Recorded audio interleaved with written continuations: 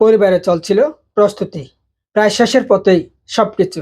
এতদিন ঠিকঠাক চলেই আসছিল, আর একটু এগুলেই বধূর সাজে সেজে বিয়ের পিড়িতে বসবেন তারা। কিন্তু বিয়ের পিড়িতে আর বসা হলো না। সব আয়োজন পাকাপুক্ত করে বিয়ের বাজার করতে চট্টগ্রামে বোনের কাছে যাচ্ছিল। কে জানতো এভাবে সড়কে তাকে জীবন দিতে হবে। গত সোমবার সকালে রামু রশিদনগর এলাকায় বাস কাভার্ড ভ্যান মুখোমুখি ধাক্কা লাগে। এতে 3 জন নিহত হন, আহত হন প্রায় 7 জন। আর সেই ঘটনায় ছিল বিয়ের পিড়িতে বসতে যাওয়া রিমঝিম বড়ুয়ার জীবন। কেউ কল্পনা না করলেও শেষ বিদায় নিতে হয়েছে রিমঝিমকে, এটাই বাস্তব। পুলিশ সূত্রে জানা গেছে, কক্সবাজার থেকে চট্টগ্রামগামী পূরবী পরিবহনের একটি বাসের সঙ্গে ঢাকা থেকে কক্সবাজারগামী একটি কাভার্ড ভ্যানের মুখোমুখি সংঘর্ষ হয়। সংঘর্ষের পর বাসটি রাস্তা থেকে ছিটকে খাদে পড়ে, আর কাভার্ড ভ্যানটি গাছের সঙ্গে আটকে যায়।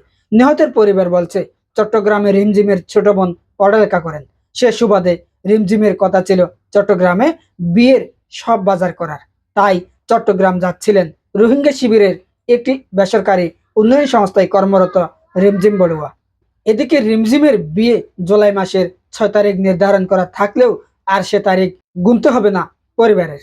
গত সোমবার যাচ্ছিলেন কক্সবাজার থেকে বাজার সদাই করবে ছোট বোনের সাথে চট্টগ্রামে, কিন্তু সেটিও হলো না। রামু ক্রসিং হাইওয়ে পুলিশ সূত্রে জানা গেছে, সোমবার সকাল 7টার দিকে চট্টগ্রাম অভিমুখী বাস ও কক্সবাজার অভিমুখী কাভার্ড ভ্যানের মুখোমুখি সংঘর্ষে রিমঝিম বড়ুয়া সহ 3 জন নিহত হয়েছেন। আর নিহত রিমঝিমকে শাশুর বাড়িতে না পাঠাতে হয়েছে পরপারে।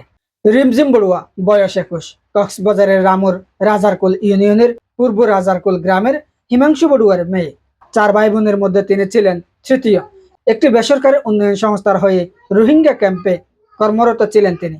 আগামী 6 জুলাই চট্টগ্রামের পটিয়া উপজেলার ভান্ডারগাঁও গ্রামের সানি বড়ুয়া উৎপলের সঙ্গে তার বিয়ে হওয়ার কথা ছিল, কিন্তু শেষমেশ এসব আয়োজন ব্যস্ত গেল। তিনি পথেই প্রাণ হারিয়েছেন।